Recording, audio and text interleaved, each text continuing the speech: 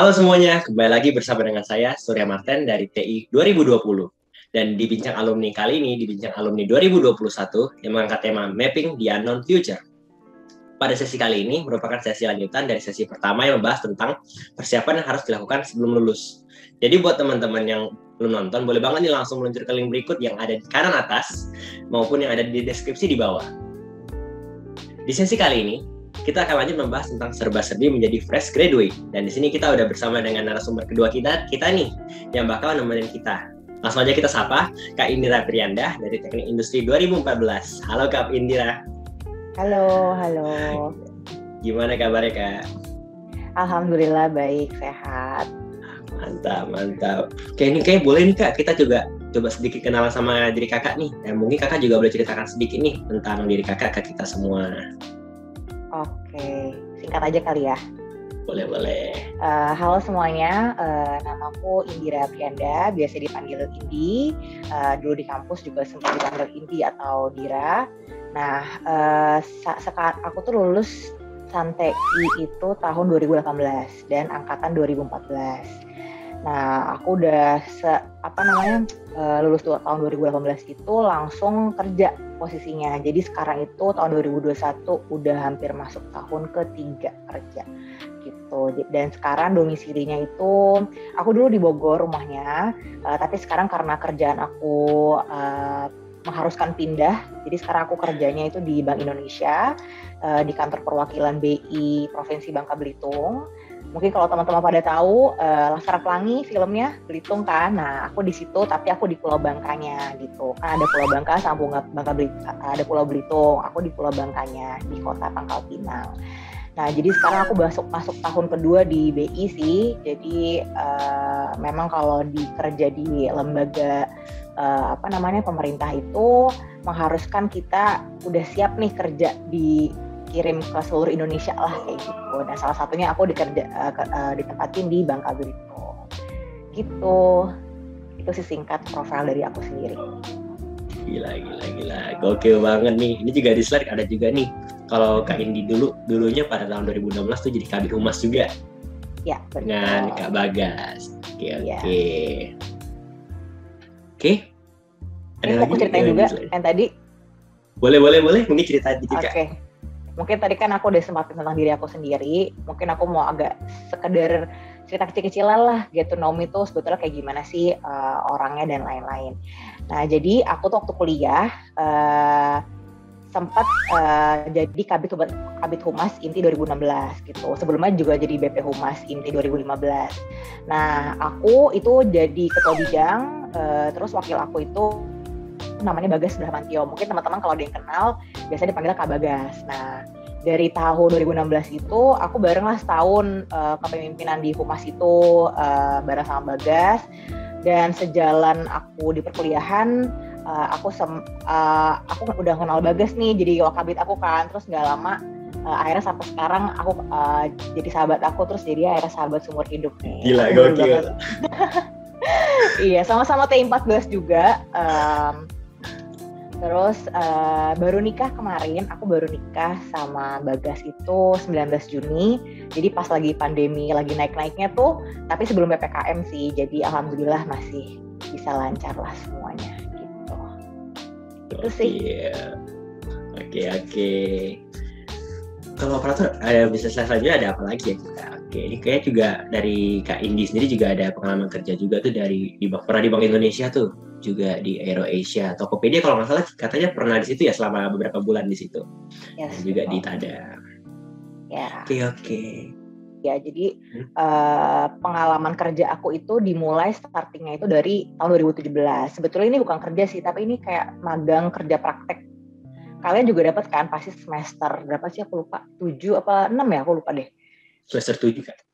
7 ya, nah ya berarti aku juga semester 7. Nah itu aku 3 bulan ditempatin di GMF AeroAsia. Mungkin kalau pada tahu Garuda, ini tuh anak perusahaan Garuda, jadi Garuda Maintenance Facility AeroAsia, jadi dia yang ngurusin maintenance pesawat. Jadi kalau pernah ngeliat tuh di Soekarno-Hatta ada hanggar pesawat, terus tulisannya GMF, nah itu tuh aku kerjanya di situ. Nah itu tahun 2017, cuma 3 bulan kerja praktek. Terus setahun berikutnya, tahun 2018 sebelum aku lulus, jadi pas lagi skripsi, aku itu coba-coba daftarlah internship gitu kan. Kira-kira apa sih perusahaan yang bisa aku cari buat experience aku gitu kan. Awalnya sih pengennya di tempat-tempat yang udah settled ya. Jadi misalkan aku pengennya sempet tuh udah kepikiran pengen internshipnya di BI gitu kan. Tapi menurut aku kalau aku udah dari awal dapat experience yang lumayan berat gitu ya di lembaga yang lumayan berat menurut aku, cara kerjanya segala macam, bisnis prosesnya udah settled, aku nggak bakal tahu nih gimana aku kerja di tempat-tempat yang sistemnya tuh belum settled gitu loh, semuanya yang masih perlu improvement. That's why aku sempat di Tokopedia 2018. Nah itu sebelum aku skripsi, sekitar bulan April lah ya, itu aku keterima jadi intern di bagian business development merchant partnership. Itu cuma sekitar 6 bulan sih. Supposed to be itu 3 bulan. Cuman karena emang aku yang minta boleh nggak diperpanjang gitu kan segala macam. Jadi emang mereka lagi butuh source juga. Akhirnya aku diperpanjang sampai 6 bulan. Nah abis itu aku lanjut nih. Karena aku di situ intern dan aku nggak lanjut untuk permanen. Akhirnya aku jadi dapat kerjaan di offer di satu startup juga di Jakarta, namanya Tada. Ini di bagian, kalau kalian belajar di semester akhir kali ya, 7 atau 8, ada kelas pilihan kalau nggak salah CRM, Customer Relationship Management, dulu yang ngajar kalau aku Pak Daci. Nah itu aku di bagian Tada ini, di bagian perusahaan CRM juga, itu sebagai business partner. Baru deh setahun kemudian aku daftar di BI dan akhirnya keterima gitu. Dan sekarang akhirnya di BI Bangka Belitung tepatnya. Gitu. Mantap. Gila perjalanan dari Kak Indi sendiri aja tuh dari AeroAsia sampai Tokopedia sampai sekarang tuh udah settle di Bank Indonesia nih. Alhamdulillah akhirnya. Oke. Kayaknya tanpa basa-basi lagi kita langsung aja nih, kita masuk ke sesi kedua kita.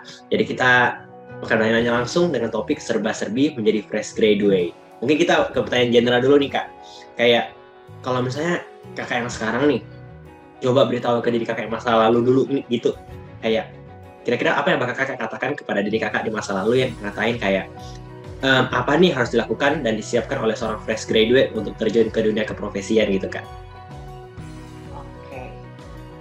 Dulu kalau kita track back into times ya, kalau aku sendiri waktu kuliah tuh sebetulnya emang sih semua orang yang belum mengalami pengalaman pekerjaan sebelumnya kan kita nggak tahu nih apa sih yang harus disiapin gitu kan. Yang pasti pertama tuh yang dites adalah mental kan. Apakah kita udah siap belum ya terjun ke dunia profesi yang benar-benar the real world gitu loh, yang harus kita hadapin sendiri.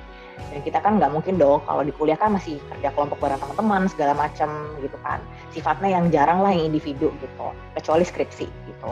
Nah di situ apa yang harus disiapin, yang pertama adalah sebetulnya sih lebih ke satu kesiapan mental, yang kedua tuh lebih ke mindset sih. Jadi mindset yang kita biasa bangun, habit dan behavior dari kuliah itu harus diubah gitu dari hal sekecil apapun gitu. Jadi misalkan kamu tuh harus lebih disiplin untuk pengen belajar hal-hal yang baru di luar semua comfort zone yang kamu dapetin di perkuliahan gitu kan. Jadi kan kalau di kuliah itu kamu tuh kan belajar cuman misalkan A sampai Z gitu kan. Kamu nggak tahu nih hal-hal yang sifatnya yang A kuadrat, B kuadrat, nah yang bakal kamu dapetin bahkan di tempat kerja yang nggak bakal kamu dapetin di kuliah gitu kan.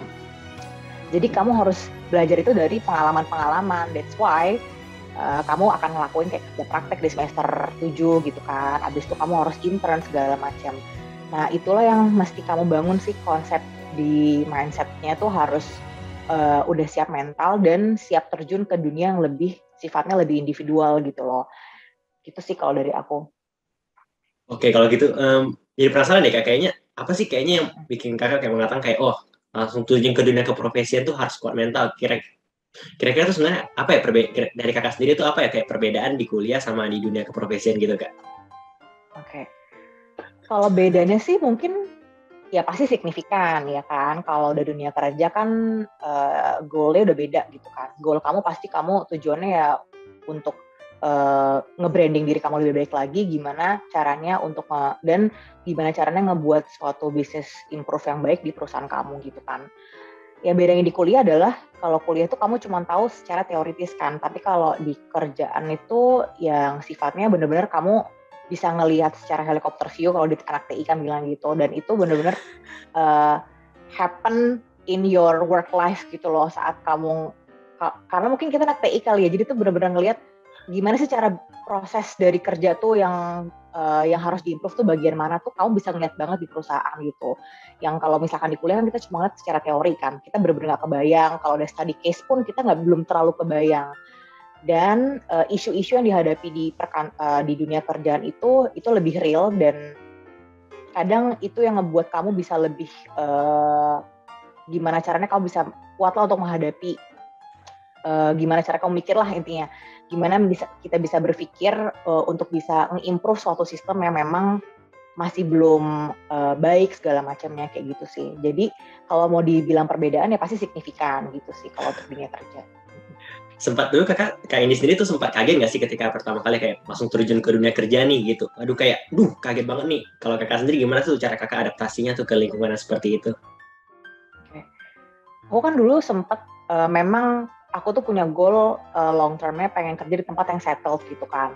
Nah tapi sebelum aku kerja di tempat yang settled ini dalam arti kata perusahaan yang memang udah bukan multi company ya, tapi memang udah jelas prosesnya, udah jelas human resource-nya udah jelas semuanya. Nah sebelumnya itu aku malah kepikiran aku mesti belajar dari nol nih, yang sifatnya tempatnya itu belum ada proses sama sekali atau mungkin belum bisa berkembang tempatnya. That's why I choose sempat aku choose Tokopedia dan Tada kan. Itu kan benar-benar sifatnya yang startup. Levelnya kan belum multi company, belum level nasional segala macam kan. Jadi masih mereka masih building lah untuk improve menjadi lebih baik gitu kan.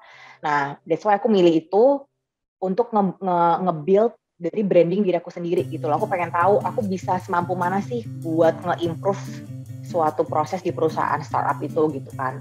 That's why aku choose Tokopedia dan Tada gitu. Dan di situ aku ngelihat gimana caranya aku bisa kenal sama orang-orang banyak gitu. Kalau dibilang adaptasi pasti kaget sih awal-awalnya. Apalagi kamu kerja di tempat yang orangnya tuh heterogen semuanya gitu. Heterogen dalam arti kata kalau di startup itu kan orang-orangnya skillnya tuh banyak banget kan. Dan kamu tuh misalkan kamu di kuliah tuh kamu cuma suka satu hal, tapi kamu harus bisa ngerjain banyak hal di perusahaan itu. Kalau di startup ya bener-bener jadi ya kamu A sampai Z tuh bener-bener ngelakuin sendiri dan bisa gitu loh, tanpa harus ada orang yang simpelnya gini deh, kalau misalkan kamu kerja di tempat baru kan pasti kamu akan diinin sama orang ya, diajarin dulu atau kayak gimana. Tapi kalau di startup tuh kamu bisa berkreasi tuh segimana mungkin, pokoknya kamu mengerahkan seluruh kreativitas kamu, intinya untuk menghasilkan suatu improvement yang baik gitu kan. Itu sih yang aku ngerasain. Kalau adaptasinya mungkin emang lebih cepat di startup dibandingkan lebih cepat di lembaga yang settled, karena kan prosesnya udah jelas semuanya kan. Jadi kalau startup itu kamu butuh fase di mana mungkin sekitar 2-3 bulan yang benar-benar ngerasapin gimana ya, harus tahu proses ini sampai ini tuh, karena that's why kamu tuh nggak punya guidance gitu loh, ngerti kan? Jadi kamu benar-benar belajar sendiri, kamu harus take initiative gitu, kamu nggak boleh malu, kamu harus public speaking kamu tuh harus bagus, harus kenal sama orang banyak, connection harus bagus gitu. That's why aku belajar adaptasi tuh dari startup itu sih yang aku pilih gitu. Wow, gila. Berarti kalau tadi kata Kak ini sendiri, berarti kayaknya untuk adaptasi di dunia startup sendiri itu butuh 2-3 bulan gitu mungkin. Kalau untuk teman-teman yang mungkin penasaran, atau teman-teman yang mungkin pengen nih gue kerja nih ke perusahaan startup, mungkin itu ada fase di mana itu ada adaptasi yang mungkin lebih lama dibandingkan sama lembaga-lembaga yang udah settle gitu. Tapi jadi penasaran deh Kak, karena itu kan dari Kakak sendiri gitu kan, Kakak merasa kayak beda nih kayak adaptasi di dunia startup sama di lembaga-lembaga yang udah settle. Kalau boleh cerita-cerita dikit nih Kak, apa aja sih yang value atau edit value yang Kakak dapat ketika Kakak pernah kerja di startup sampai Kakak sekarang kerja di lembaga yang udah settle tuh, kayak apa aja sih perbedaan-perbedaan dan apa aja yang Kakak pelajari dari kedua perbedaan itu gitu? Oke, kalau added value pasti kalau yang aku dapat itu two different things ya, kalau di lembaga, di startup sama di lembaga. Kenapa? Mulai dari lingkungan kerja kamu, environment-nya, sama tipikal kerja yang kamu dapetin, yang kamu kerjain lah, job description kamu di situ. Kalau di startup itu emang sifatnya kan apa ya, banyak hal yang baru kan, new things gitu kan. Jadi kalau misalkan di lembaga yang settle tuh kamu udah jelas nih, oh oke, kertas kerjanya kayak proses kerjanya kayak gini gitu kan. Jadi itu kayak apa ya, yang added value aku dapat sebenarnya jadi benar-benar berbeda. Kalau startup itu aku dapetin yang halnya yang sifatnya aku bisa berkreasi sebanyak mungkin dan semuanya tuh menerima apa yang aku evaluasi, aku kasih lah untuk mereka gitu kan. Nanti mereka akan sharing, jadi kita sifatnya lebih kayak open discussion, lebih banyak sharingnya segala macam untuk mencapai suatu hal yang sifatnya untuk tujuan bersama gitu kan. Nah kalau di lembaga yang settled itu biasanya kerjaan kamu tuh udah clear. Ya udah kamu sebagai analis kamu kerjanya seperti ini, kamu sebagai ini tujuannya untuk memonitor si ini gitu loh. Jadi semuanya tuh kerjanya udah jelas gitu loh. Jadi room of improvement-nya itu kadang untuk setiap orang itu lebih kecil daripada kamu kerja di lembaga-lembaga kayak misalkan perusahaan-perusahaan yang sifatnya mungkin baru atau swasta atau misalkan startup kayak gitu. Itu sih. Jadi yang aku dapetin sih lebih banyak kalau di startup nih contohnya aku lebih bisa ngembangin aku public speaking, aku ketemu sama orang, aku having connections itu lebih banyak gitu kan, karena aku bisa ketemu orang banyak, ketemu even aku di divisi aku sendiri, aku nggak kerja cuma di satu. Kalau misalkan di lembaga itu kan kita kerja buat satu unit, satu divisi gitu kan, tapi kalau startup tuh nggak, kamu bisa meranah tuh kemana-mana gitu loh, kamu bisa kenal orang banyak dan kamu tuh bisa gather experience atau new things itu dari orang-orang di unit lain gitu. Tapi kalau misalkan di lembaga yang udah settled, biasanya kamu cuma ngurusin satu hal aja gitu. Jadi kamu emang cuma bisa fokus ke satu hal yang kamu ngerjain dari awal sampai akhir sesuai sama job description kamu. Itu sih bedanya. Oke. Menarik. Oke, kita mungkin lanjut lagi nih Kak sama pertanyaan selanjutnya. Tadi kan tadi Kakak juga ada ini nih, sempat mention juga kira-kira atau mungkin Kakak ada tambah lagi ya, kayak misalnya kayak tantangan-tantangan yang dihadapi oleh seorang fresh graduate dan bagaimana tips dari Kakak Indi sendiri nih untuk mengatasi tantangan-tantangan yang kayak dihadapi oleh orang fresh graduate gitu.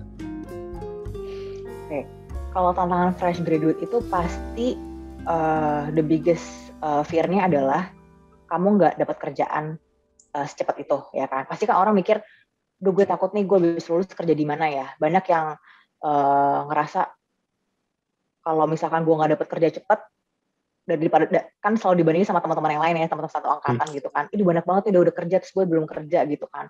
Menurut aku itu the biggest fear-nya sih gitulah, itu untuk masing-masing orang ya kalau menurut aku itu. Dan gimana cara kamu menanggulangi itu semua adalah kamu harus tahu kekurangan kamu di mana. Kalau menurut kamu belum bisa mencapai titik di mana kayaknya gue akan susah nih cari kerjaan misalkan setelah gue setelah gue graduate gitu. Gimana caranya gue harus gaining experience dulu nih gitu kan, dengan cara kamu bisa daftar internship di tempat-tempat yang ini kan. Kenapa? Karena justru orang akan melihat kamu dari orang akan menilai seberapa value kamu di perusahaan tersebut kalau emang kamu udah pernah punya pengalaman kerja gitu loh. Itu yang lebih penting sih gitu. Jadi jangan merasa nanti aja deh gue kerja abis graduate gue pengen ini dulu gue pengen santai-santai dulu lah atau kayak gimana. Boleh sih santai tapi jangan terlalu lama yang membuat kamu terlena gitu loh. Jadi karena sayang banget ilmu yang udah kamu dapetin itu kan baru secara teori ya kalau di kuliah. Tapi kamu belum sama sekali tuh gaining experience yang bener-bener nyata gitu loh di pekerjaan gitu kan. Jadi kamu emang harus mulai start building your branding lah gitu intinya gitu. Jadi jangan sampai takut nanti nggak bakal dapat kerja atau kayak gimana. Semua itu yang menentukan adalah diri kalian sendiri. Pokoknya kamu harus tahu kekurangan kamu di mana dan kamu bisa nge-cover itu semua dengan cara yang memperbaiki itu. Kamu harus belajar gimana caranya menutupi kekurangan kamu. Gitu. Oke. Saya kadang-kadang juga ini kalau ngomongin soal takut soal lulus, kadang-kadang bahkan saya aja kayak mungkin yang masih angkatan saya di tingkat 2 aja kayak kadang-kadang merasa kayak ngeliatin senior-senior saya sendiri itu kayak waduh banyak banget nih senior-senior yang udah lulus nggak berapa lama mereka langsung dapat kerja gitu. Dan Indian tuh jadinya kayak serasa itu nggak sih Kak? Kadang-kadang kayak hal-hal mungkin karena kita berada di lingkungan TI yang dimana tuh ketika fresh graduate udah lulus, mereka tuh kayak cepat dapat kerja gitu. Kadang-kadang orang-orang yang mungkin kurang cepat dapat kerja tuh jatuh jadi minder gitu. Hmm. Hmm, banyak sih, mungkin banyak orang yang merasa itu yang tadi aku bilang, banyak orang yang ngerasa setelah graduate terus mikir, duh jadi super ini nih pressure gitu kan kalau teman-temannya udah pada keterima kerja gitu kan. Tapi balik lagi, sebetulnya ini tuh hidup kamu loh, bukan hidup orang lain gitu kan. Jadi yang this is your life, not others, yang kamu yang benar-benar ngebuat jalan mimpi kamu sendiri, jalan takdir kamu sendiri itu kamu sendiri gitu loh. Jadi jangan pernah merasa kalau ada orang lain yang udah kerja terus kamu feel pressure gitu loh, gue belum dapat kerja tuh kayak gimana gitu kan. Kan bisa aja orang yang belum dapat kerja itu bukan berarti itu hal jelek kan. Bisa aja dia mau belajar dulu untuk hal-hal yang baru, untuk mempersiapkan dirinya kayak gimana gitu kan. Itu sih yang aku bilang, pokoknya fokus on yourself, jangan terpaku sama jalan karir orang lain tuh, jangan pernah kayak gitu. Pokoknya fokus sama diri kamu sendiri kayak gitu sih. Wow, oke. Berarti kayak tiap orang tuh punya pace yang berbeda-beda gitu dalam dunia karir mereka gitu. Oke. Oke, kalau dari Kak Indi sendiri, ada nggak nih Kak tips and triknya nih, mungkin bagaimana cara mencari perusahaan yang cocok? Mungkin dari kita, kadang-kadang kan juga sering ngomongin nih, kayak kalau masing-masing company itu punya culture yang berbeda-beda gitu.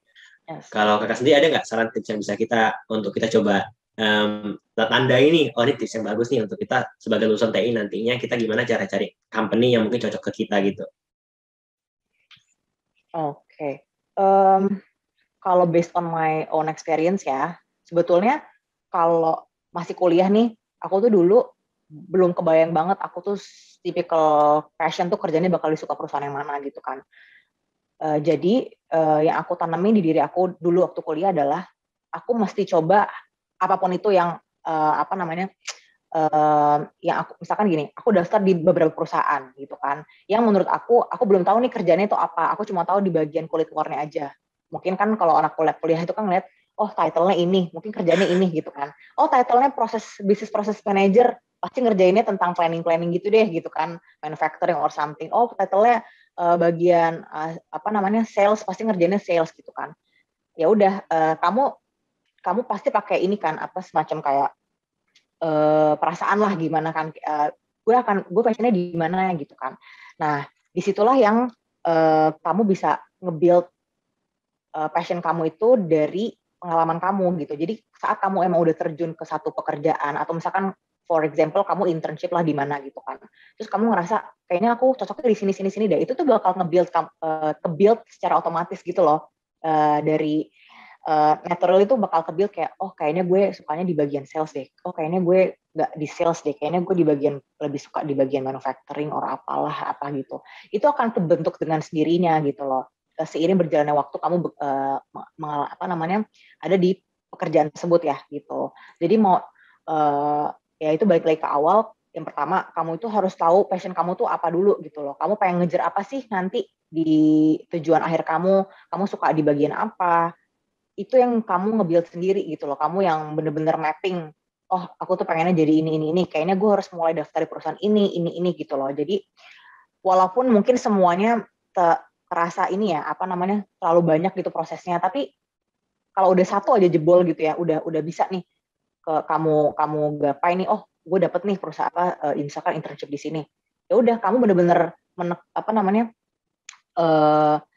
give your chance tuh bener-bener take your chance tuh pokoknya all out banget lah gitu untuk kerjaan kamu itu. Jadi kamu bisa tahu nih ke depannya tuh kamu sukanya kemana ya, ngalir, dan itu akan ngalir sendirilah ke arah karir kamu untuk ke depannya kayak gitu. Oke. Wow. Oke, berarti kayak bagi kalau kalian ngomong kayak gitu, jadi kayaknya lagi deh kayak waktu dulu SMA, kayak apakah memilih kerja itu serasa seperti memilih mau masuk kuliah kemana gitu. Pasti ada kepikiran kayak gitu. Apalagi kan kayak kalau tipikal yang kayak baru lulus, itu kan cobain aja lah dulu gitu kan. Paling kayak gue coba di sini aja dulu gitu kan. Ada lowongan apa, cobain aja gitu. Dan itu emang beneran gitu loh. Jadi kalau emang kamu punya chance untuk do something yang menurut kamu bahkan nggak tahu itu kerjanya apa, kerjain aja dulu gitu loh. at least you have experience. Kalau dari aku ya, waktu itu tuh aku cerita sedikit, aku tuh sempet mikir kan, waktu mau dari Tokopedia ke Tada itu, aku mikir, aduh, Tada ini perusahaan apa sih gitu kan? Terus orang nggak ada yang tahu gitu kan, kayak ya udahlah aku cobain dulu aja. Terus akhirnya aku setahun setengah di sana gitu kan, lumayan lama gitu, dan aku bukan berarti perusahaan yang belum established, yang sistemnya sifatnya startup itu belum tentu bagus gitu. Mungkin ada hal-hal yang sifatnya positif yang bisa kamu ambil dari situ, kayak gitu loh, ya, yang benar-benar ngebuat bisa kamu nge-branding diri kamu bisa lebih baik lagi gitu untuk ngejalanin karir kamu ke depannya. Gitu sih. Wow, berarti kalau tips dari Kak Industri, berarti misalnya untuk teman-teman yang fresh graduate nih, mungkin kayak angkatan 2017 yang baru aja lulus, ataupun nanti angkatan 2018 yang akan lulus nih, berarti Kak ini tuh kayak menyaranin kayak, kalau kita lihat nih ada satu lowongan yang kira-kira bisa nih anak TI ambil aja gitu ya Kak? Oke. As long as you want, as long as it your passion ya, misalkan masih di jalur passion kamu lah, jangan sampai kayak kamu nggak suka banget sama apa tuh namanya planning yang kayak manufacturing gitu, terus kamu malah nyoba gitu loh, malah itu kan yang bahkan kamu pas kuliah nggak pernah ngambil mata kuliahnya kan, itu juga keluar dari jalur gitu kan, dan maksud aku tetap ambil yang sesuai sama yang passion kamu lah gitu, karena kan yang jalannya akan kamu sendiri gitu. Kalau boleh tahu dulu, Kak sendiri waktu nge-apply ke internship, nge-apply untuk kerja itu, mungkin ini rahasia dapur sih, tapi kalau Kakak mungkin boleh cerita kayak, dulu Kakak tuh apply berapa kali sih Kak, sampai mungkin diterima gitu? Kalau internship, aku pasti, kan aku tuh masih kuliah ya, jadi belum punya pengalaman kerja sama sekali. Ya namanya juga anak kuliah, yaudah deh gue coba daftar aja nih internship yang lagi buka lowongannya gitu kan. Daftar banyak banget, ada kali sekitar 15 or 20 openings gitu buat internship gitu. Iya, tapi yang yang dapet ya cuma satu gitu kan.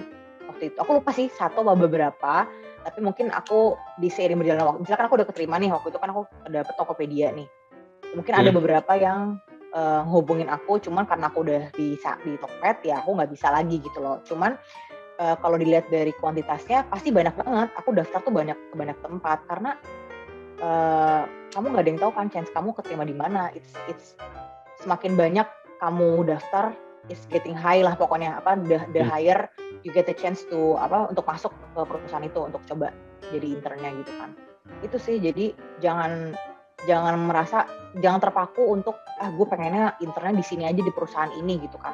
Jangan gitu loh, kamu harus coba banyak hal lah gitu kan, kita nggak ada yang tahu kan sebetulnya kamu akan lolosnya di mana gitu. Betul.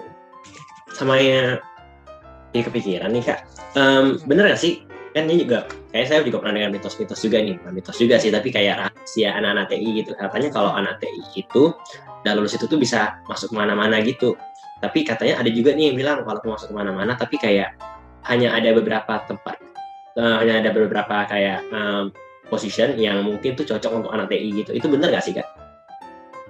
Benar, itu benar. Tapi tadi yang sebelumnya kamu bilang anak TI bisa gampang di mana-mana juga ada benernya, ngerti kan? Karena kan kita kan belajarnya kan sifatnya general ya, jadi kita tuh dapat semua ilmu gitu loh di kampus gitu kan. Cuma sifatnya mungkin yang nggak mendalam banget, kayak kalau misalkan jurusan lain kan pelajarannya bener spesialis gitu kan. Kalau kita kan sifatnya generalis banget gitu. Jadi kita banyak tahu lah hal, tapi mungkin nggak detail gitu kan. Kita mungkin cuma tahu secara helikopter view aja. Nah, tapi kalau dari sisi lain ada juga perusahaan yang sifatnya nggak ngambil teknik industri untuk kerjaan-kerjaan tertentu tuh juga ada. Itu depends dari company-nya juga sih gitu. Kayak misalkan aku ngambil contoh ya, kalau aku sekarang kan di BI gitu kan, itu kan jatuhnya tuh kan perbankan ya gitu kan. Orang kan pasti kok anak teknik sih yang masuk, tapi jangan salah, di bank itu banyak banget yang justru anak teknik diambil. Anak teknik mesin, teknik industri, teknik kimia bahkan ada di BI itu teman aku. Jadi nggak menutup kemungkinan satu perusahaan itu ngelihatnya misalkan perusahaan finance, accounting gitu kan, ngambilnya cuma anak-anak accounting atau finance aja. Tapi kan mereka di belakang itu kan butuh nih orang-orang yang untuk kontrol proses improvementnya, ngontrol bagian apanya. Nah itu that's why they hire people yang di luar kerjaan utamanya mereka gitu loh. gitu. Makanya dibilang anak TI itu bisa di mana aja kerjanya bisa, tapi ada juga yang memang nggak mengharuskan anak TI kerja di situ juga ada gitu loh. Jadi depends on perusahaannya sih, balik lagi kayak gitu. Gitu. Menarik. Berarti benar kalau dia kayak ini saja, berarti kayak mungkin perusahaan-perusahaan bagi kita lihatnya itu kita lihat mungkin sepertinya nih, ada perusahaannya mungkin cuma untuk anak-anak accounting kayak tadi, mungkin ya perusahaan akuntan gitu. Tapi in the end, suatu perusahaan itu kan juga pasti punya struktur yang berbeda dong, bukan cuma satu unit doang yang bekerja, tapi ada unit lainnya saling membantu. Dan disitulah kita sebagai anak TI itu berperan di bagian-bagian improvementnya itu, mungkin controllingnya juga, dan sebagainya. Gila. Oke. Oh gila, ternyata challenging banget ya Kak untuk dunia kerja itu. Mungkin kayak mungkin teman-teman yang mungkin belum pernah dengar kalau udah kerja, mungkin setelah dengar cerita-cerita dari Kak ini sendiri itu mungkin langsung dapat bayangan nih, bayangan nih kayak tempat kerja itu sebenarnya gimana gitu. Nanti apalagi yang teman-teman yang baru fresh graduate langsung udah ada gambaran nanti dia ke profesinya gimana. Dan gak kerasa nih Kak, mungkin kita udah di penghujung acara nih teman-teman. Dan thank you banget juga untuk Kak Indi yang udah nyempatin waktunya untuk ngobrol-ngobrol dengan saya dan teman-teman juga. Mungkin ada sedikit closing statement Kak dari Kak Indi sendiri, misalnya kayak advice, misalnya kayak advice nih, nasihat-nasihat dari Kakak atau tips and trick pada teman-teman yang mungkin fresh graduate nih. Mungkin aku tampilin aja kali ya yang slide yang aku buat. Boleh banget. Boleh dibantu nggak teman-teman? Ada di slide nomor 7 yang how to map your own future. Oke. Nah, jadi untuk closingnya mungkin aku mau coba kasih point of view ya, beberapa poin dari my point of view, gimana sih cara mapping your own future ke depannya as a fresh graduate. Mungkin ini dari tahapan ini dari diri aku sendiri ya, dari pengalaman aku, dari apa yang udah aku dapetin selama gaining experience dari kerjaan aku sebelumnya. Nah, kalau yang pertama tuh kamu harus be confident sama pilihan kamu. Jadi bener-bener kamu percaya diri lah, gue milih ini, ya ini karena pilihan gue gitu loh, passion gue, bukan karena orang lain gitu loh jadinya. Jadi fokus on your life, fokus on your goals, dan kamu harus pede lah sama pilihan kamu itu gitu loh. Jadi nggak ada yang, makanya di sini aku bilang you can be anything you want, nothing can stop you gitu kan. Jadi semua orang tuh nggak bisa jadi penghalang kamu untuk kamu menggapai cita-cita kamu lah, untuk menggapai karir kamu. Jadi kamu pengen kerja di lembaga yang mana, lembaga ini pokoknya, ataupun even bukan lembaga yang udah sehat, itu pilihan kamu semuanya. Intinya kamu be confident aja sama pilihan kamu gitu loh. And then kamu harus ingat pokoknya ini tuh hidup kamu, bukan orang lain gitu loh. Kamu yang nentuin, even your parents or your friends gitu kan.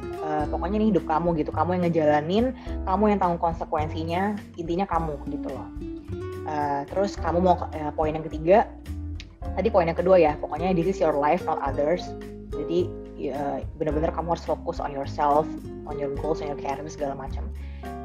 Dan yang ketiga itu mau kamu kerja di perusahaan manapun, mau kerja di startup atau established company, multi-level company, multinational or something like that, terkenal atau enggaknya, pokoknya kamu harus selalu ngambil hal yang positif dan kamu harus bangga sama kerjaan kamu gitu. Mungkin banyak yang ngerasa kamu kerja nih di perusahaan multi-level company yang udah bagus banget, tapi kamu ngerasa kok gue nggak dapet apa-apa ya? Gue ngerasa gue nggak dapet added value something dari kerjaan gue pengen pindah aja deh gitu kan. Padahal kamu harus mikir, kamu harus keep mindset kamu, di luar sana banyak orang yang pengen ada di posisi kerjaan kamu sekarang gitu loh. Dan aku selalu keep in my mindset itu ya, aku harus bersyukur sama yang udah aku dapat sekarang. Dan beberapa orang mungkin ada pasti di poin dimana mereka udah bosen, jenuh sama kerjaan mereka yang mungkin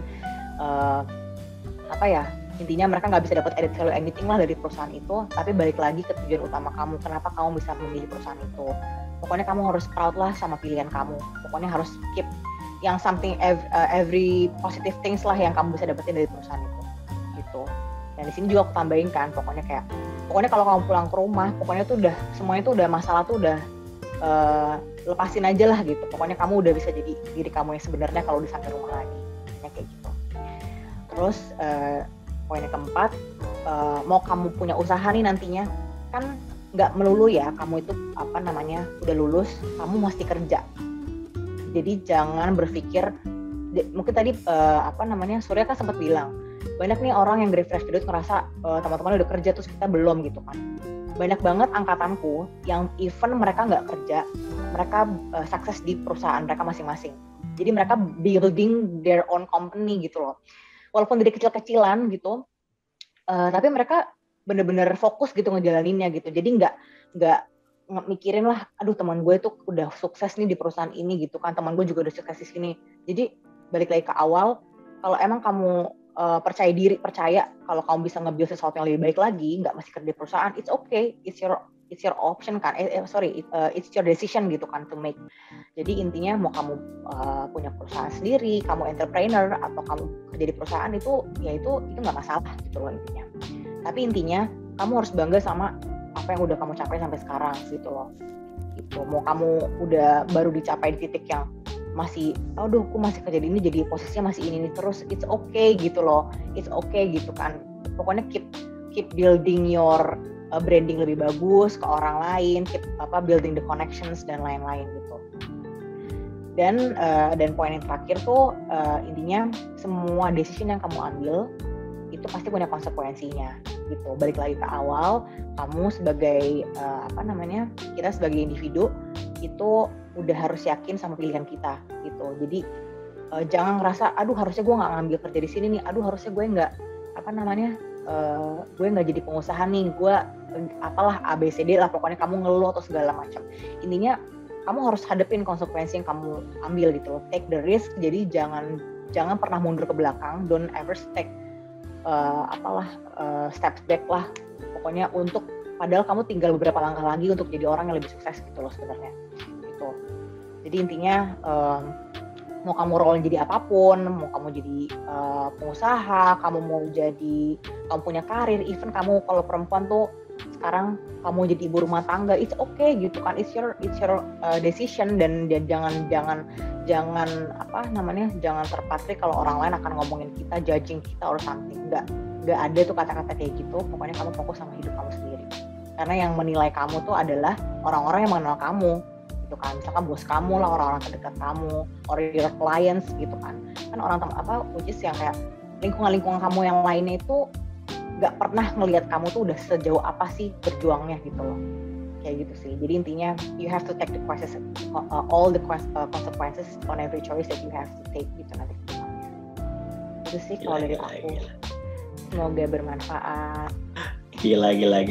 Berarti kalau to sum everything up, berarti kalau dari kata Kak Indi, teman jangan lupa nih, kita harus be confident, be yourself, juga kita harus be proud, dan never feel inferior. Jadi kita jangan pernah merasa kita harus minder nih sama teman-teman yang mungkin udah kerja duluan, atau teman-teman yang udah kerja di company-company yang mungkin kita serasa kayak mereka lebih tinggi dibandingkan kita. Jangan never feel inferior gitu, karena in the end everything has consequences gitu. Dan bagaimana cara kita take everything positif dari semua hal yang kita ambil itu, yang membuat kita jadi orang lebih baik lagi lah ke depannya gitu. Oke. Terima kasih Kak Indira untuk hari ini Kak. Nah, untuk teman-teman, sekian nih bincang alumni kita kali ini. Terima kasih untuk teman-teman yang udah menyaksikan acara ini sampai selesai. Semoga apa yang kita dapat hari ini mungkin dapat bermanfaat nih bagi teman-teman yang mungkin lagi jadi fresh graduate atau yang akan menjadi fresh graduate, dan mungkin juga bagi teman-teman yang pengen mengintip-ngintip nih bagaimana sih feeling seorang fresh graduate yang udah ketika terjun ke dunia pekerjaan gitu. Oh ya, juga ini sama teman-teman mau ngingetin juga yang mungkin yang belum nonton sesi pertama kita yang kemarin, boleh banget nih langsung klik di link yang ada di kanan di atas maupun ada di deskripsi di bawah. Dan saya Surya Marten dari TI 2020 izin undur diri. Terima kasih semuanya dan sampai jumpa di bincang alumni selanjutnya.